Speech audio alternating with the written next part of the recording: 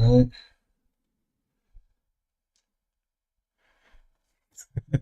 Welcome back. This is T.A.P. Actually forgot that my cameras weren't on. So welcome back. As you can see with the title, is 5 signs of toxic management.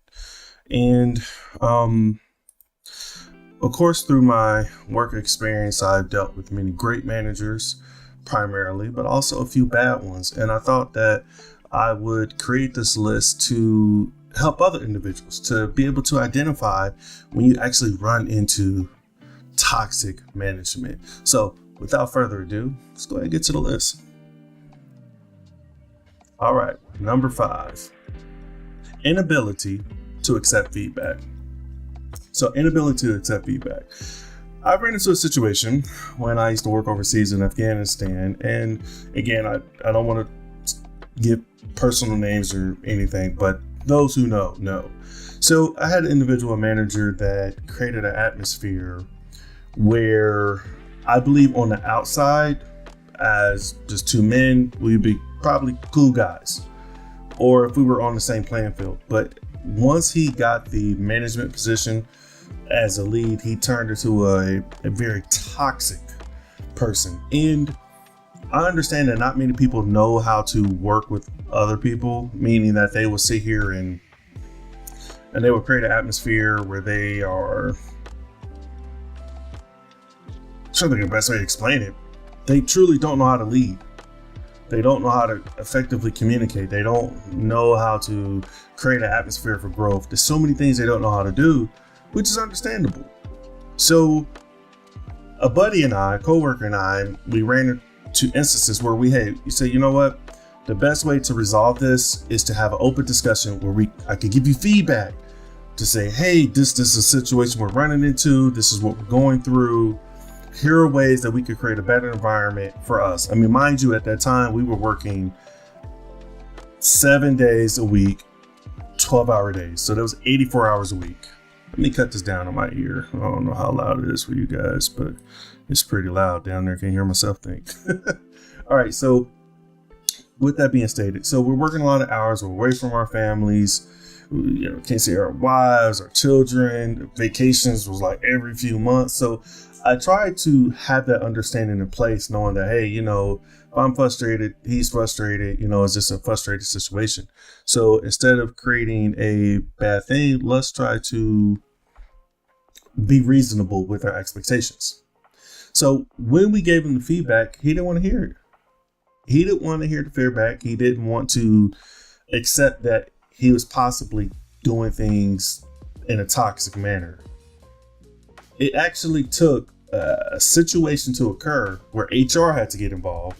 And then it was like, oh my God, maybe I am not doing a great job in leadership. And he actually changed.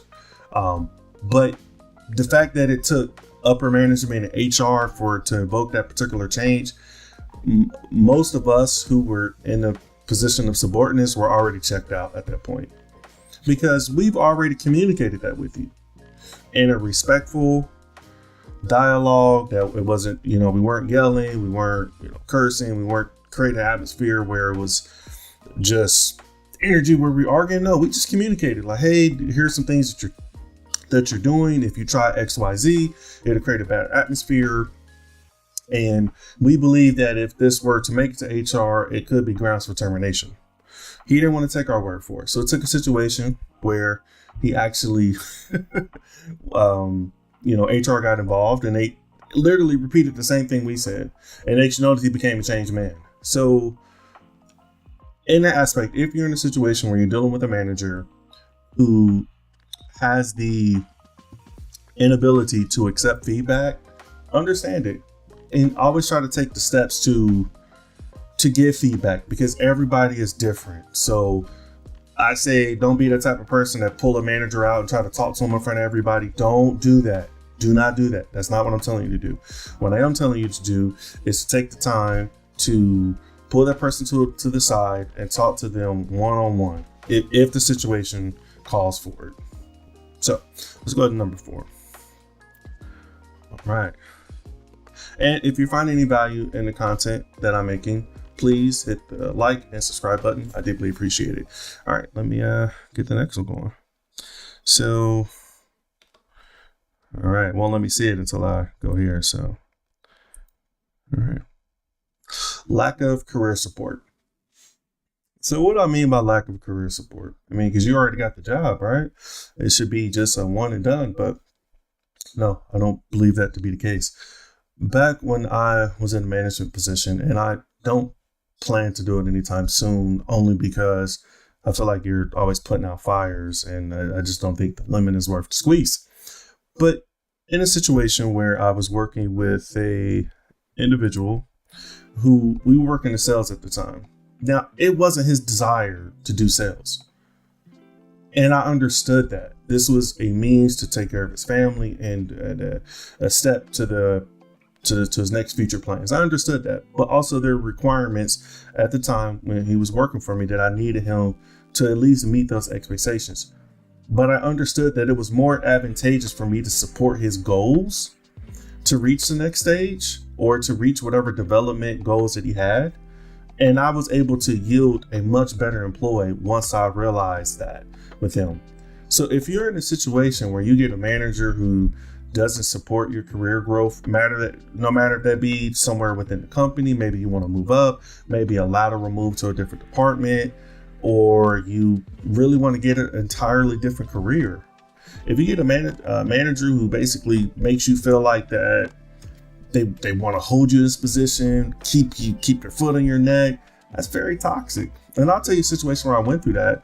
I had a manager where I desired to get a position that was a few steps above within a whole different company, but I felt he was knowledgeable about it. So I asked him, I said, hey, I was thinking about working in this type of lab environment within the, next few years. What do you suggest I do?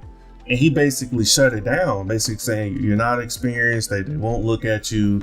You won't have that opportunity because you didn't do X, Y, and Z. And it was very discouraging. And I was just like, man, like, why couldn't you just, say that any differently? And it motivated me to work on that goal and spend my free time. And I was able to actually get offers from this particular place that we discussed. And I eventually turned it down because I got better ones. But don't let someone censor who you are for their insecurities. Don't let someone stifle your growth in a career path that you may choose. If you want to study something, study it. If you feel you offer more value within a company and you try to communicate that with your manager, say, hey, I have a process that would make this job easier and better, and we will be able to streamline everything. If they don't want to help you do that, it's nothing on you. You just have a toxic manager who may be insecure in what they offer, and the best way they feel to boost themselves up is to tear you down. Understand when you see it. All right, let's go to the next one.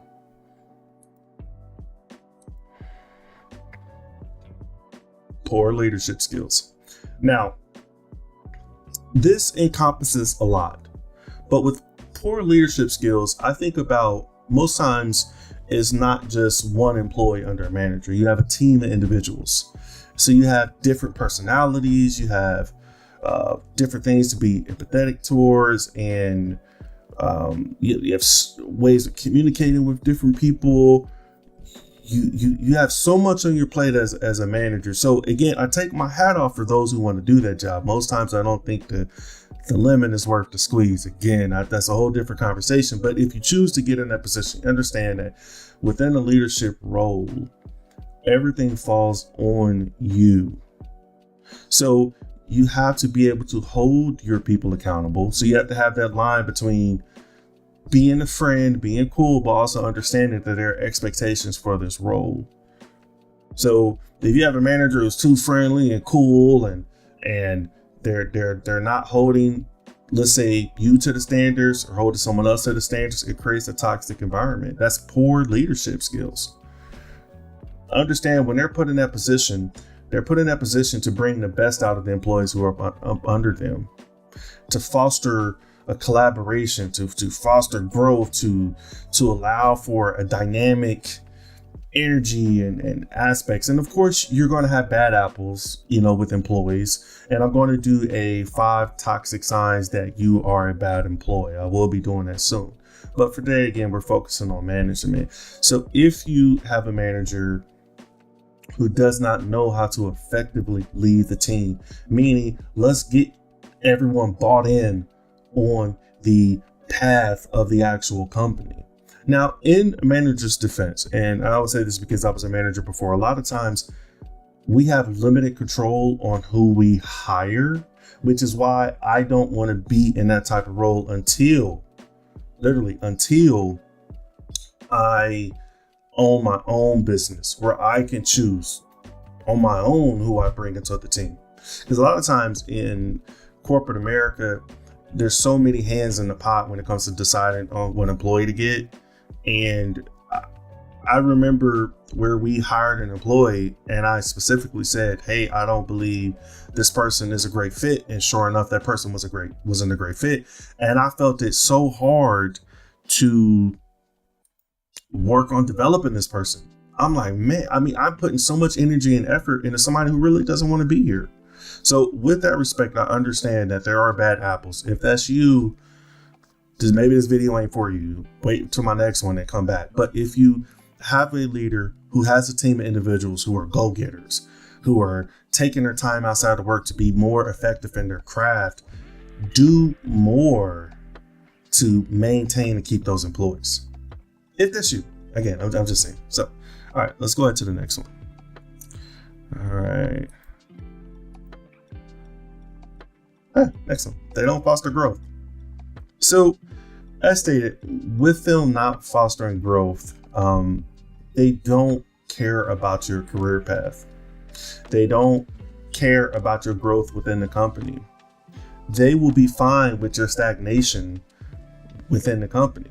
They will be fine for you doing your job to the best of the ability, because again, with leadership, it really reflects on them. The better you do, the better they look. The worse you do, the worse they look.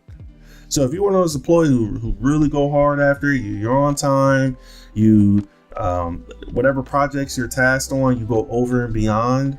If you realize that your manager is not trying to develop you to take his or her place or to move on to the next stage, just know they're not fostering growth within your career path. And that is a toxic trait to be around. So I'll give another example. Back when I was in the Army, and it was before I went into contracting, and for the most part, I enjoyed my time while I was in the military. So it's no, it just was a bad leadership that I had. And I'll give a quote from Sergeant Major of the Army Daily at the time when I was in. But I was transitioning to contracting, and I was towards the end of my military contract. Now, I was reserve, and at the time, the commander said, hey, if I have any soldiers that want to, maybe move on to something, if you want to, show a career path, I'm here to support you. I'm here to do anything. Like, I want to support you, within reason. And it motivated me. So I was like, oh man, that's fantastic. We have a leader who's really about us. So I went through the steps in trying to find a career that was going to enable me to go overseas. I had a career lined up to go to Kuwait. And he was all for it, man. I was going towards it and everything was all good. But there was an issue with getting like some paperwork together. So the position fell through. Now, move closer towards the end of my contract. I literally had like 3 months left. I already did all my ATs, really had nothing before going to IRR. So another position came up. So I went through the same process with them. I said, hey, I have this together. I was networking. I was like, I got the position. It's about to move forward. Can I RST the remainder of my time to get it knocked out within these 2 weeks so I can leave? I don't want any bad blood with the military. Definitely not a dishonorable discharge, No. He was like, no, I'm not doing that. I'm not doing that. You need to find a unit overseas. Now, my job was going to Afghanistan. He said, you need to find a unit overseas to RST with in Afghanistan. And I was like, what? How am I supposed to find that? Like, what? For 3 months? Like, why are you sending me through all this? Just a few months ago, you were all about helping soldiers. And now once the ball is really moving, you pull back the reins and you're putting all these roadblocks in front of me. Now, luckily, I had communications with upper command that were able to bypass him altogether. They didn't understand why he chose to do that. So they allowed me to RST. I got the remainder of my time done. I was able to move on to overseas, and I still struggle to understand why he did that, but I believe that most times when management maybe have an inner insecurity, maybe they see I have a soldier, I have an employee who's maybe going to reach a goal that I was thinking about doing, or make a move that I was going to do, and the fact that I'm not doing it, I'm going to stifle their growth or stifle what they're doing. That's this very toxic behavior. And don't be afraid to maybe go over someone's head. This is after, again, I stress this is after you've taken all the time to communicate with this person effectively one-on-one in a cool, calm, collective manner. Don't be disrespectful. Don't disrespect rank. Don't, be rude or anything like that. So I follow all the necessary steps and had the communication lined up. So I always, respect rank. So I don't want to feel like I had to go over it. But at this time, it was a move for me that I needed to do to help better take care of my family. And I'm glad I made the move that I did to. So don't ever be afraid to step out of your comfort zone and talk to someone else. All right. And let's go to the next list. All right. I saved this one. Of course, number one. Micromanagement. Personally, I feel like that as a leader, if you need to micromanage any employee, I would much rather you not have hired me than to micromanage my work. Because that lack of trust towards me doing my job or an employee doing their job just creates a morale issue. Let me give you a perfect example.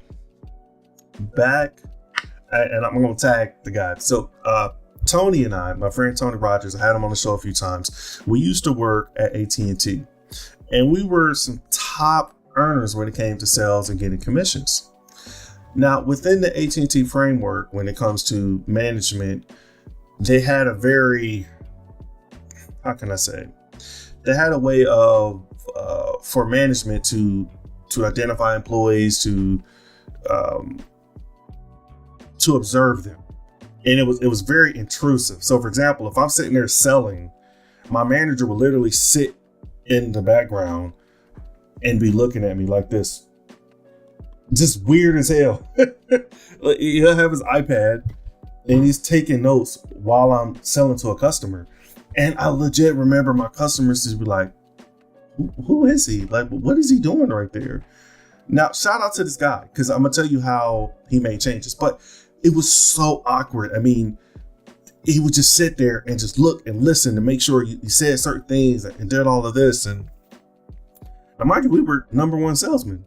So our numbers not only reflect that we were doing the behaviors on each and every transaction, but it was such a demoralizing thing, because it's like, bro, I'm number one.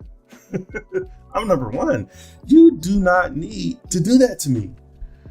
So Tony and I, we sat and had a conversation with him. And this is where, to this day, I'm still friends with this guy, Tim.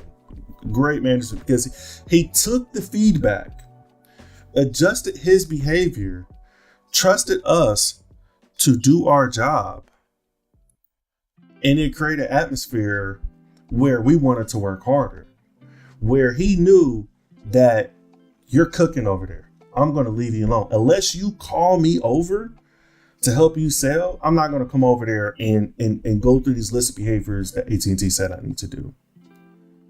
But in his defense, a lot of what he did was because of the requirements set by the employer, which is why I don't want to be in a management position unless I have complete autonomy on who I hire in every aspect.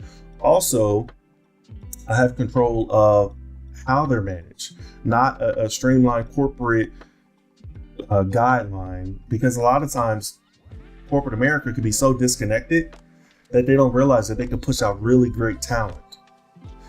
Are there individuals who need that? Yes. But again, if you have the control on who you actually hire as a manager, you will be more inclined not to hire someone who you feel you have to micromanage. If I feel like I need to sit here and look over your shoulder and make sure you do the work. So for example, in the type of work I do now, on some nights I am acting lead. I'm not a manager, but some nights I'm acting lead. And with that, if we have different workspaces that we operate, if I assign a particular analyst to this environment, I trust that you're doing your job. If you say you did it, I believe you did it. Now, if I have to go back and it's morning time, we're about to turn over to the next shift, and it's like, hey, this person really didn't do it. Really? Maybe this just ain't the job for you. Because I don't want to sit here and go through and be like, well, hey, I see you. I'm not doing all that. I'm not that stress is, again, the limit is not worth the squeeze. Because I had no direct control over hiring you, I'm not going to sit here and micromanage you because you're not the best fit. Now, I haven't ran into those situations, but I've communicated that with the people that I worked with to say, hey, we're all adults here. We understand our job. We understand our assignments. You understand the expectations. So if you choose not to do it, that's not on me. That's on you. So I say that if you're in a situation where you're being micromanaged, how do you deal with that? Take the step that Tony and I did. We had a conversation with our manager that was direct, was straight to the point, and it allowed him to decide how he wanted to move forward. With him moving forward the way he did, he was enabled to get two much stronger employees who wanted to work harder for him, who wanted to work to get him to the top tier with regards to sales management. Because that's the goal. The goal, if you're in management, is not have to sit here and look over every single detail. Like the biggest thing is development, career path, growth. You want a team of individuals who's going to go towards that unified goal that you get them to buy in. If you have to go through the minute details and, hey, well, I see you didn't check this. I see you didn't do that. Well, you need maybe this just ain't the perfect fit for the job. Or maybe you're not the perfect fit because maybe they're doing all the behaviors and everything they're supposed to. But the fact that you don't trust them, maybe you're just not fit for management. And guess what? That's okay. If you're not fit for management, if you're a manager right now and you realize that, man, every day I go home, I'm carrying all this stress. I have all these things I'm dealing with. I'm sitting here, on a daily having to have these meetings and do all this. And my hands are tied, with these corporate bureaucracies. Then guess what, man? Like, leave. Don't do that position, because when you take on that role, you take on that responsibility. And something cool I want to share. Let me pull it up here. Of course, when I go to it, everything but so Sergeant Major of the Army Daily, Sergeant Major Daily of the Army, he stated this, and it always stuck with me. He said, "Don't be the feared leader." It never works. If soldiers run the other way when you show up, that's absolutely not cool. Most leaders who yell all the time, they're in fact hiding behind their inability to effectively lead. I thought that was so powerful. I mean, anytime I run into a situation with management that don't know how to lead, I always try to be understanding that most times that people are pushed into this role because no one else applied for it, or just maybe the right applicants didn't get the role,